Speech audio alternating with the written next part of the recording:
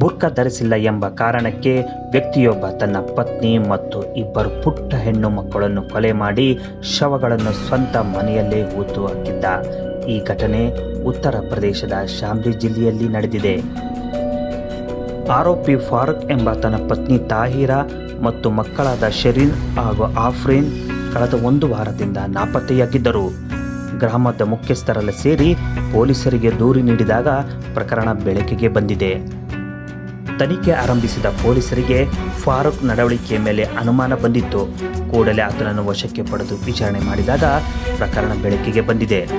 Police ವಿಚಾರಣೆಯ ವೇಳೆ ಫಾರೂಕ್ ತನ್ನ ಪತ್ನಿ ಮತ್ತು ಮಕ್ಕಳನ್ನು ಕೊಂದಿರುವುದಾಗಿ ಒಪ್ಪಿಕೊಂಡಿದ್ದಾನೆ. ಅಷ್ಟೇ ಅಲ್ಲ, ಶವಗಳನ್ನು ಮನೆಯೊಳಗೆ ಗುಂಡಿ ತೆಗೆದು ಹೂತು ಹಾಕಿರುವುದಾಗಿ ತಿಳಿಸಿದ್ದಾನೆ. 1 ತಿಂಗಳ ಹಿಂದೆ ಪತ್ನಿ ತಾಹಿರಾ ಯಾವುದೋ ಕೆಲಸಕ್ಕಾಗಿ ಹಣ ಕೇಳಿದ್ದಳು. ಈ ವೇಳೆ ದಂಪತಿ ನಡುವೆ ಜಗಳವಾಗಿದೆ.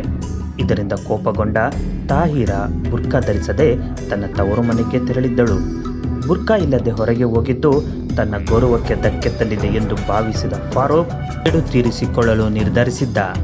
1 ತಿಂಗಳ ನಂತರ ಪತ್ನಿ ಮತ್ತು ಮಕ್ಕಳನ್ನು ಮನೆಗೆ ಕರೆತಂದು ಅಮಾನವೀಯವಾಗಿ ಹತ್ಯೆ ಮಾಡಿದ್ದಾನೆ. ನಂತರ ಮನೆಯ ಅಂಗಳದಲ್ಲಿ ಶೌಚಾಲಯಕ್ಕಾಗಿ ಮೊದಲೇ ಅಗೆದಿದ್ದ ಗುಂಡಿಯಲ್ಲಿ 3 ಶವಗಳನ್ನು ಹೂತಿದ್ದಾನೆ. ಆರೋಪಿ ಫಾರೂಕ್ನನ್ನು ಪೊಲೀಸರು ಬಂಧಿಸಿದ್ದು ಹತ್ಯೆಗೆ ಬಳಸಿದ ಪಿಸ್ತೂಲ್ ಮತ್ತು ಗುಂಡುಗಳನ್ನು ವಶಕ್ಕೆ ಪಡೆದಿದ್ದಾರೆ.